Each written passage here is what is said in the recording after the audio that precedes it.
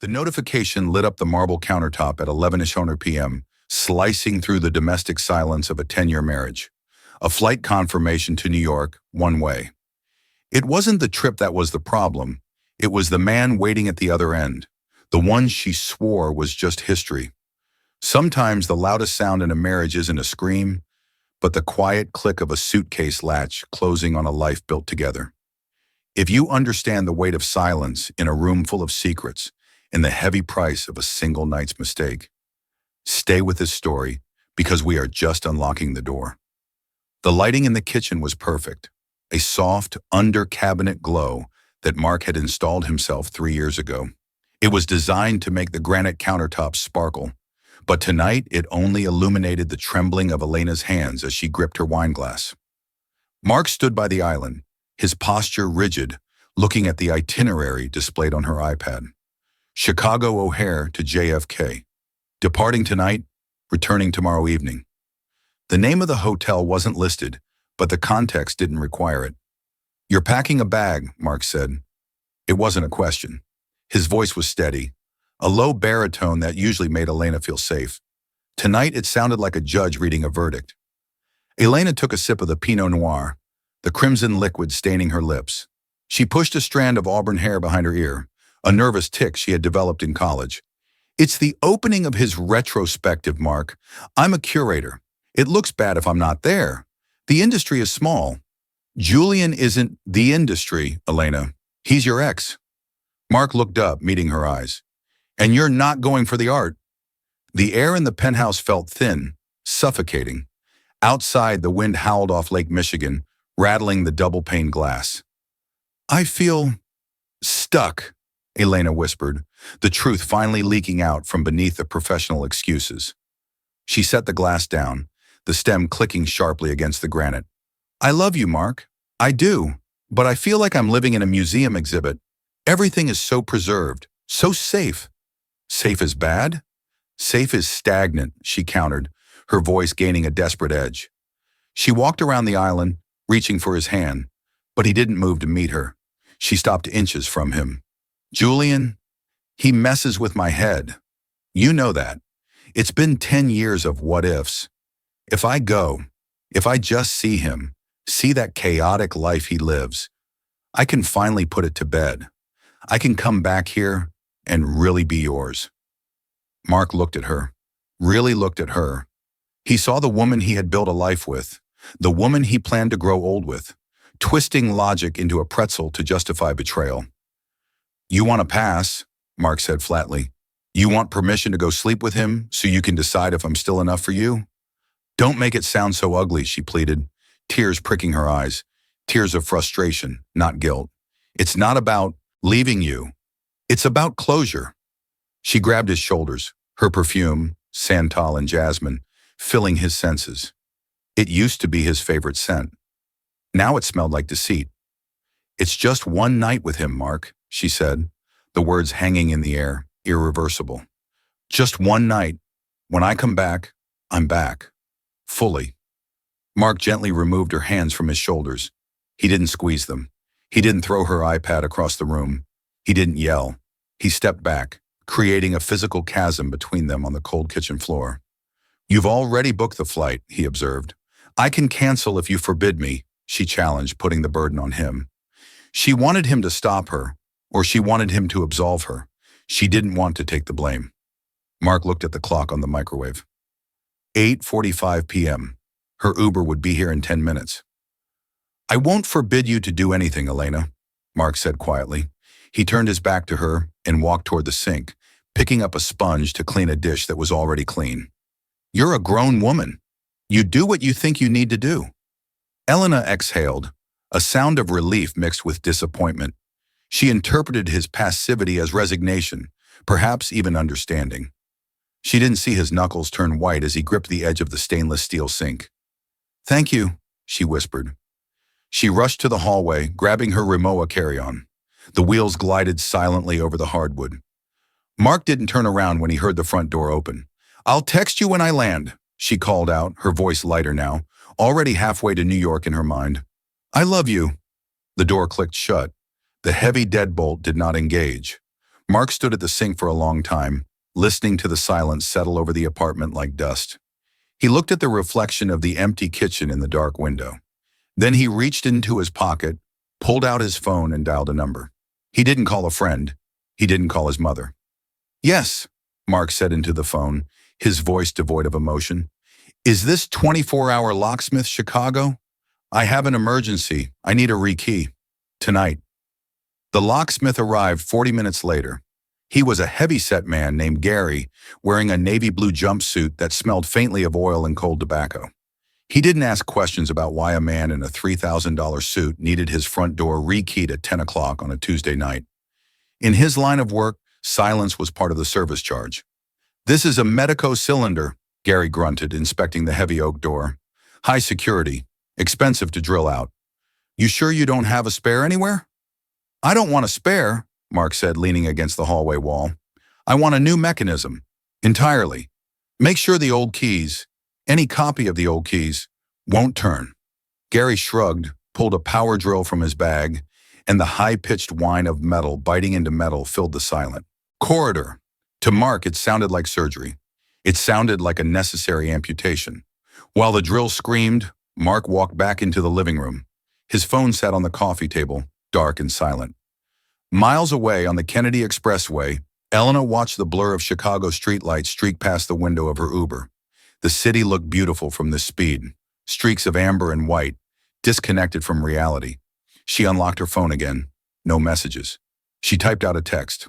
"Almost at O'Hare. Boarding soon. I know you're upset, but we'll talk properly on Thursday. This is good for us, I promise." She stared at the cursor blinking at the end of promise. It felt like a lie, but she pressed send anyway. The bubble turned blue. Delivered. Back in the apartment, Mark's phone buzzed. He glanced at the preview on the screen. He read the words, "Good for us," and a dry, humorless laugh escaped his throat. He didn't unlock the phone. He didn't reply. He let the screen go black. He walked into the master bedroom. The scent of her perfume still hung in the air, a ghost of the woman who had stood there an hour ago, begging for permission to betray him. The bed was made, the duvet smooth. It looked like a display in a furniture store, not a place where a husband and wife slept. Mark went to the closet. He didn't tear her clothes off the hangers in a rage. That would have been passionate, and Mark was past passion. He was in the realm of logistics now. He was a structural engineer. When a beam is compromised, you don't scream at it. You remove it before it brings down the rest of the building. He pulled down a stack of banker's boxes from the top shelf of the guest closet, leftovers from his office archives. He unfolded one, taped the bottom shut with methodical precision, and carried it to her side of the vanity. First went the lotions, the expensive serums, the silver hairbrush with strands of her auburn hair still caught in the bristles. He placed them in the box gently, maximizing the space. "All set, boss," Gary's voice echoed from the hallway. Mark walked out. The door looked exactly the same, but the small silver circle of the keyhole was shiny, new, and foreign.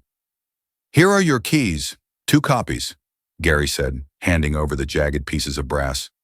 "The old ones are scrap metal now?" Mark took the cold metal in his palm. It felt heavier than a key should feel. "Thank you." He paid Gary in cash, tipping him $50 to ensure the transaction remained forgettable. As the locksmith left, the heavy door clicked shut with a solid, final thud. Mark turned the deadbolt. It slid home with a smooth, mechanical certainty. At O'Hare, Elena sat in the Delta Sky Club, nursing a second glass of wine. She felt a strange, vibrating buzz in her chest, a mix of adrenaline and nausea. She checked her phone again. Still no reply from Mark. "He's just sulking," she told herself, smoothing the fabric of her skirt. "He'll cool down by tomorrow. He always does. He's Mark. He's the constant." She picked up her phone and swiped to a different conversation. The name at the top was just Jay. "Boarding now. See you in 3 hours." The reply came instantly. "The city is waiting for you. I'm waiting for you." Elena smiled, a flush rising to her cheeks. She drained her glass and stood up, walking toward the gate. She walked with the confidence of a woman who believed she had a safety net, unaware that 500 miles away, the net had just been cut down, folded up, and locked away behind a door she could no longer open. New York City hit Elena like a physical blow the moment she stepped out of JFK Terminal. The air was colder than Chicago, damper, smelling of exhaust and roasted nuts. It was chaotic and alive, exactly the frequency she had been craving in the silence of her structured life. She didn't go to the hotel. She took a cab straight to the meatpacking district, to the address Julian had texted her. Her heart hammered against her ribs, a frantic rhythm that she told herself was passion, not panic. When the cab stopped in front of the converted warehouse, Julian was waiting on the sidewalk. He looked exactly as she remembered, and yet slightly eroded. The leather jacket was more worn, the lines around his eyes deeper. He was smoking, the cherry of the cigarette glowing bright orange in the darkness. "You came," he said, flicking the cigarette into the gutter. "I said I would," Elena replied, her voice trembling slightly. He stepped forward and hugged her. It wasn't the warm, enveloping safety of Mark's embrace. It was hard, angular, and smelled of developing chemicals and stale tobacco. For a second, she felt a flicker of something wrong, a dissonance, but she smothered it. She was here. She was free. She was an artist's muse again, not just an engineer's wife. Back in Chicago, the only sound in the penthouse was the harsh, tearing screech of a packing tape gun. Sip. Crack. Mark had moved from the bathroom to the walk-in closet. He worked with the efficiency he applied to his blueprints. There was no hesitation, no weeping over a silk scarf, or pausing to inhale the scent of a sweater. He was categorizing. Box 1, shoes. Box 2, winter coats. Box 3, evening wear. He reached the top shelf and pulled down the wedding album. It was heavy, bound in Italian leather, embossed with their names and the date, June 12, 2014. Mark held it for a moment. He didn't open it. He didn't need to see the photos of them cutting the cake or dancing their first dance to Etta James. Those people didn't exist anymore. They were strangers who had made a contract that one of them had just voided. He placed the album at the bottom of a box labeled Personal Misc. He didn't slam it down. He placed it gently, like burying a small animal. By 2 a.m., the master closet was half empty. The right side, Elena's side, was bare wood and wire hangers. The imbalance in the room was stark. It looked like a mouth missing half its teeth. Mark sealed the final box and stacked it by the bedroom door. He walked into the living room, where 12 boxes now stood in a neat phalanx near the entryway. He had stripped the walls too. The abstract painting Elena had bought in Paris? Boxed. The throw pillows she insisted on? Boxed. The apartment was beginning to echo. It sounded like a pre-war building again, hollow and industrial, stripping away the softness Elena had added over the years. Mark went to the kitchen and poured himself a glass of water. He checked his phone. No new messages. He didn't expect any. She was with him now. He walked back to the bedroom, stripped off his clothes, and turned off the lights. For 10 years, Mark had slept on the left side of the king-size bed, leaving the right side for her. He had curled inward, respecting the invisible line of shared territory. Tonight in the dark, Mark climbed into the bed. He didn't stay on the left. He moved to the exact center of the mattress. He stretched his arms out, his hands touching cool, empty sheets on both sides. He stared up at the ceiling where the shadows of the city played across the plaster. He felt an immense, crushing loneliness, but beneath it, something else was taking root, a cold, hard clarity. He closed his eyes. The locks were changed. The boxes were packed. The space was his. The flight back to Chicago was turbulent, a fitting end to a 24-hour period that felt more like a fever dream than reality. Elena sat in seat 4A, watching the gray clouds swallow the wing of the plane. The one night with Julian had happened. It was done. It hadn't been the cinematic epiphany she had expected.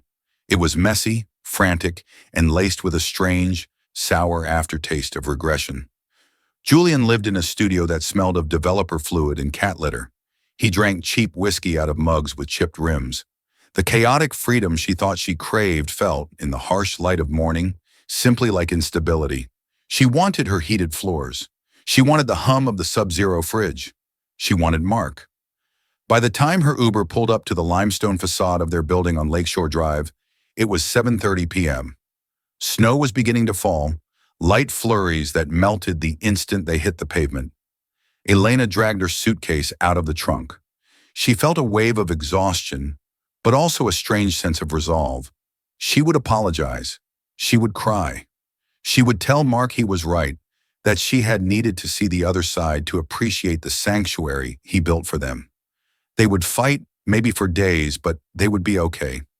She pushed through the revolving doors into the lobby. Henry, the evening doorman who had known her for 6 years, was at the desk. Usually he would beam at her, ask about her trip, maybe offer to take her bag.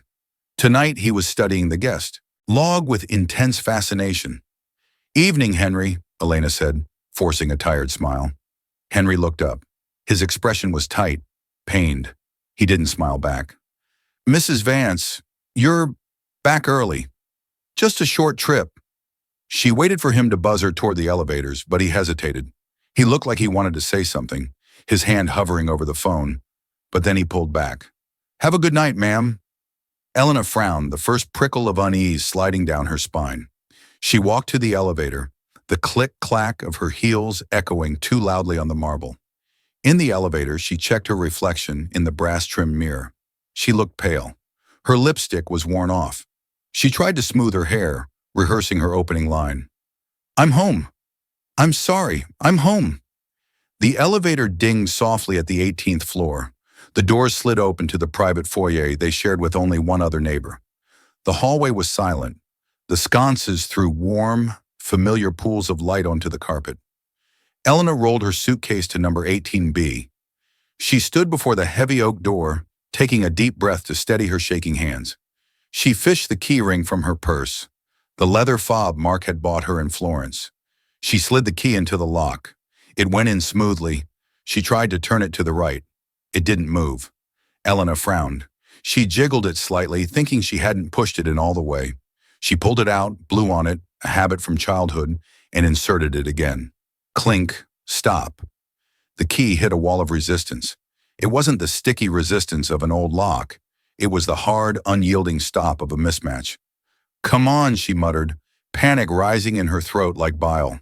She used both hands, applying force, trying to twist the metal. The key bent slightly under the pressure, but the cylinder remained frozen. She stepped back, confused. She looked at the number on the door. 18B. This was her home. This was her door. Then she saw it. The metal surrounding the keyhole was pristine. No scratches, no tarnish. It was a brighter brass than the handle. She looked at her key again. The teeth that had opened this door for years. Then she looked at the lock. The silence of the hallway suddenly felt deafening. It wasn't that the lock was broken. It was that the lock rejected her. She dropped her hand, the keys jingling softly. She leaned close to the wood, listening. Inside, she could hear the faint, muffled sound of the television. CNN. Mark always watched the news at 7:30. He was in there. He was right there, 10 feet away. Elena raised her hand to knock, but her fist froze in midair. The realization hit her with the force of the winter wind outside. This wasn't a malfunction. This was a message. She didn't knock. Instead, she reached for the intercom button next to the doorframe. Her finger hovered over it, trembling. Elena pressed the small round buzzer next to the doorframe.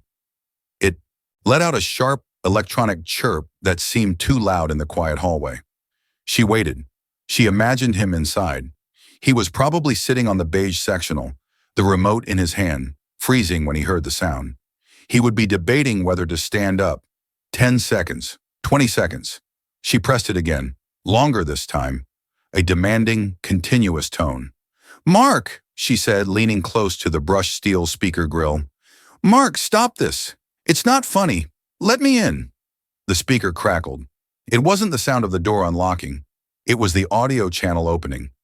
"Go away, Elena." His voice came through tinny and distorted, stripped of all bass and warmth. It sounded like a recording of a stranger. "Mark?" She leaned her forehead against the cool wood of the door, her energy suddenly draining out of her. "The key doesn't work. I can't get in." "I know," the voice replied. There was no hesitation, no anger, just a flat statement of fact. "You don't live here anymore." Elena let out a short, incredulous laugh. I don't live. Mark, stop it. I'm tired. I've been traveling for 6 hours. Open the door so we can talk like adults. We aren't adults talking, Mark said. We are a plaintiff and a defendant, and my lawyer advised me not to let you in. The words hit her like a slap. Lawyer? You called a lawyer? Her voice rose, cracking with hysteria. Ideally because I went away for 1 day? I told you I needed this.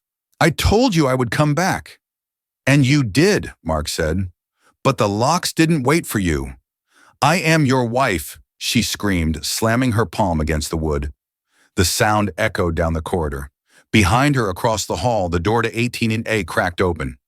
Mrs. Gable, the elderly widow who usually brought them cookies at Christmas, peered out through the chain lock, her eyes wide with alarm. Elena saw her and froze, shame flooding her face with heat.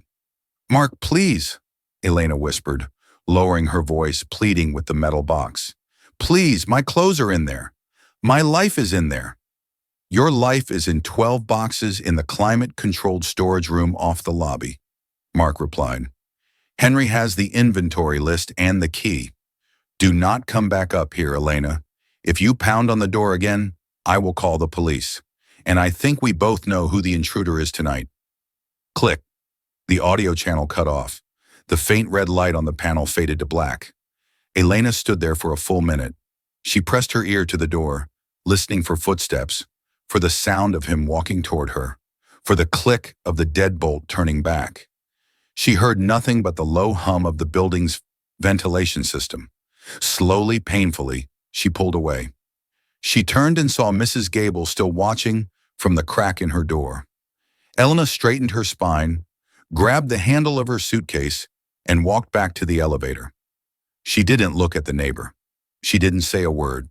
The elevator ride down felt like a descent into hell. When the doors opened to the lobby, Henry was standing exactly where she had left him, but now he wasn't alone. A luggage cart was positioned near the desk. Henry wouldn't meet her eyes. He reached under the marble counter and slid a thick manila envelope across the surface. Mr. Vance left this for you, ma'am, Henry said softly, and he arranged for a car to take you to the Four Seasons. It's waiting outside. Elena looked at the envelope. It wasn't a love letter. It was thick, heavy with legal documents. She looked around the lobby, the gold sconces, the fresh lilies in the vase, the world she had ruled just 24 hours ago. It was all glass and hard surfaces, and she slid right off it. Thank you, Henry, she choked out. She took the envelope. She didn't ask about the boxes. She walked out through the revolving doors, into the biting Chicago wind, leaving her home without ever stepping foot inside. The suite at the Four Seasons was magnificent. It had a view of the lake that rivaled her own apartment, 600 thread-count sheets, and a mini bar stocked with top-shelf spirits. But to Elena, it felt like a high-end prison cell. It was 11 a.m., 2 days after the locks had changed. The manila envelope Henry had handed her sat open on the glass desk. The language inside was brutal in its lack of emotion. Petition for dissolution of marriage. Grounds, adultery. Plaintiff, Marcus Vance. There were no angry emails, no drunken voicemails at 3:00 a.m. Mark had simply ceased to exist as a husband and had been replaced by a law firm, Sterling, Harth and Associates. Elena paced the room, her phone clutched in her hand. She needed an ally. She needed someone to tell her that Mark was having a psychotic break, that this was a temporary tantrum that could be managed. She dialed Sarah, her best friend since college and the maid of honor at their wedding. Sarah had always been the one to validate Elena's feelings, the one who encouraged her artistic spirit. The phone rang 4 times. Elena's stomach tightened. Usually Sarah picked up on the first ring. Hello? Sarah's voice was guarded, lacking its usual warmth. Sarah, thank God, Elena exhaled, collapsing onto the edge of the bed. It's a nightmare. Mark has lost his mind. He changed the locks, Sarah. He literally threw me on the street. I'm at a hotel. You have to call him. He listens to you. There was a long pause on the other end. I can't call him, Elle. Why not? He's acting like a child. I went to New York for one night. He's blowing everything up over nothing. Nothing? Sarah's voice sharpened. Elena, he didn't just tell me you went to New York. His lawyer sent over a cease and desist regarding the gallery shares. And Mark knows everything. He knows about the hotel in Chelsea. He knows about Julian. It was closure, Elena cried, the familiar justification, rising automatically. I needed to get it out of my system to be a better wife. That's not how it looks, Sarah said quietly. And honestly, Mark isn't saying a word. That's the scary part. Everyone is asking what happened, and Mark just says, ask Elena. He's not trashing you. He's not screaming. He's just done. It makes you look like the only one who created this mess. Elena felt the blood drain from her face. Mark's strategy was terrifyingly effective. By refusing to fight, he made her look like the villain. By refusing to scream, he made her explanations sound like frantic excuses. Are you taking his side? Elena whispered. I'm taking the side of not getting involved in a messy divorce, Sarah said, her tone finalizing the distance between them. I love you, Elle, but you flew to New York to sleep with your ex. You can't expect Mark to just keep the light on for you. The line went dead. Elena stared at the phone. She opened Instagram. She typed a caption. Sometimes people break you just to see if you can put yourself back together. She hovered over the post button. It was a play for sympathy, a vague post designed to make people ask, are you okay? But then she imagined Mark seeing it. She imagined him sitting in his office, wearing his crisp white shirt, looking at her desperate digital plea with that same calm, detached expression he had worn in the kitchen. He wouldn't comment. He wouldn't react. He would just forward it to his lawyer as evidence of her instability. She deleted the draft. She threw the phone across the bed. It bounced silently on the duvet. The silence in the hotel room was absolute. There was no husband to argue with, no friend to console her, and no lover to distract her. Julian hadn't texted since she left New York. He had gotten his night. He wasn't interested in the fallout. Elena walked to the window and pressed her hand against the cold glass. Below, the city of Chicago moved on without her. She realized then that the drama she had addicted herself to was over. What was left wasn't a passionate fight for love. It was just paperwork. By the third night in the hotel, the silence had become unbearable. Elena had stopped checking her email. The updates from her lawyer were just a parade of assets being frozen and court dates being set. Mark moved with the speed of a man who had been preparing for this contingency for years, or perhaps just a man whose logic outweighed his grief. She needed a lifeline. She needed to remember why she was here. She needed to remember the electricity of that loft in Chelsea, the way Julian looked at her through his camera lens as if she were the only source of light in the universe. She poured a glass of vodka from the minibar, no ice, just the burn, and dialed Julian's number. It rang for a long time. She imagined him in his dark room, hands wet with chemicals, too absorbed in his art to hear the phone. That was the Julian she loved, the tortured genius. Hello? The voice was loud, competing with the thumping bass of electronic music in the background. He wasn't in the dark room. He was at a bar. Julian? Elena pressed the phone tighter to her ear, curling her legs under her on the hotel sofa. It's me. I need to talk. Elena. He sounded surprised, but not the pleasant kind. It was the tone of someone running into an ex they hadn't expected to see at a party. I thought you were back in the fortress of solitude with the architect. Engineer, she corrected automatically. And I'm not. I'm at a hotel. Mark threw me out. Whoa. The music on his end dipped slightly, as if he had stepped into a hallway. Heavy. He changed the locks, Julian. He filed for divorce the next morning. He's taking everything. The apartment, the accounts, my reputation. She let the sob break through her voice, waiting for him to be outraged, waiting for him to tell her to fly back to New York, that they would figure it out together. Jesus, Julian laughed, a short, sharp sound. That guy doesn't mess around. Told you he was too rigid for you. It's not funny, she snapped, the desperation leaking into anger. My life is falling apart, Julian, because of us, because of that night. There was a pause on the line. She could hear the flick of a lighter. Babe, don't put that on me, Julian said, his voice cooling instantly. You came here.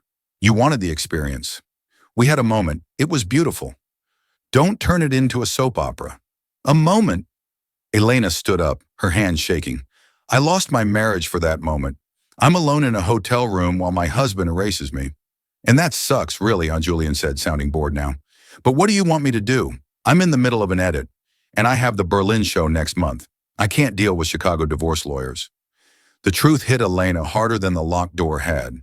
It wasn't that Julian was cruel, it was that he was indifferent. To him, she wasn't a tragic heroine risking it all for love. She was a married woman who had provided a nice diversion, a texture, a photo opportunity. You said I was your muse, she whispered. You are, Julian said.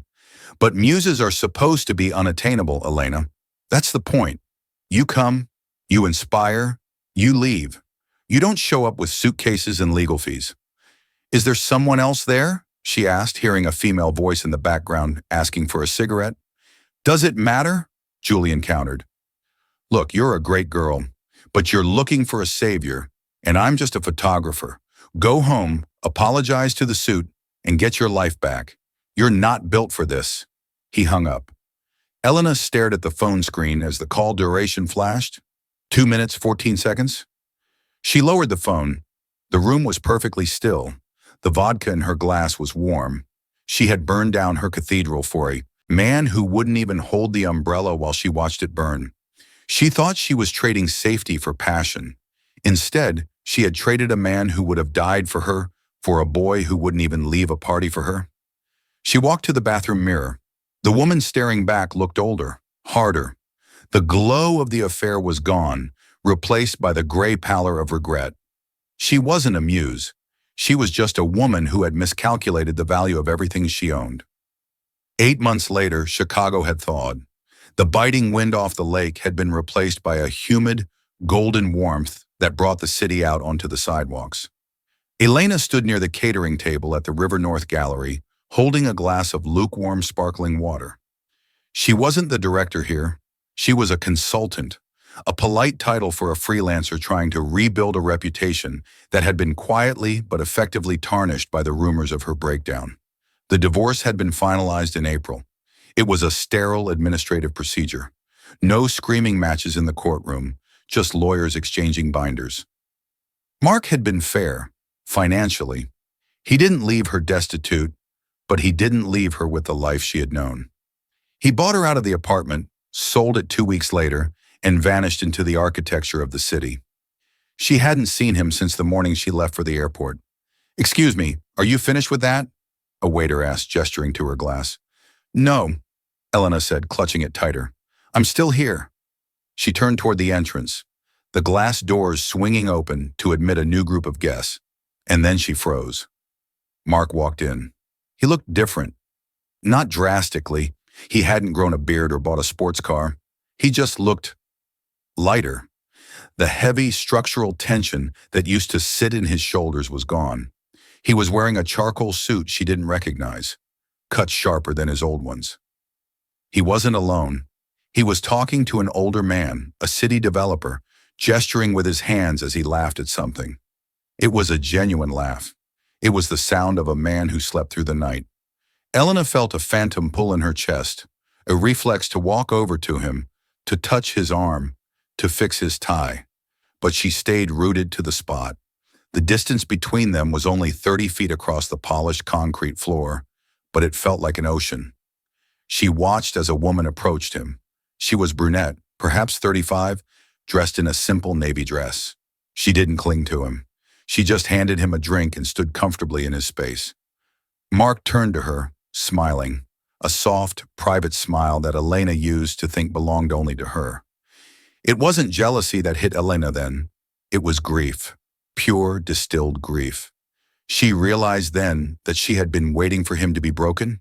She had comforted herself with the idea that even if he hated her, he was miserable without her. It made her sin feel powerful. But Mark wasn't miserable. He was whole. He had looked at the wreckage of their marriage, condemned the structure, cleared the site, and built something new. As if sensing eyes on him, Mark turned his head. His gaze swept across the room and landed on Elena. The room seemed to go silent. Elena held her breath, waiting. Would he frown? Would he look away in anger? Would he come over and demand closure? Mark did none of those things. He simply looked at her. His expression was calm, neutral, and terrifyingly polite. He gave her a small, barely perceptible nod, the kind you give to a former colleague or a distant acquaintance. Then he turned back to the woman in the navy dress, touched the small of her back, and guided her toward a sculpture in the corner. He didn't look back. Elena set her glass down on the table. Her hand was trembling, but she felt a strange, cold sense of finality. The lock hadn't just changed on the apartment door. It had changed on him. The tumblers inside his heart had been rekeyed, and she no longer held the pattern to open them. It was just one night, she whispered to herself, repeating the mantra that had started it all.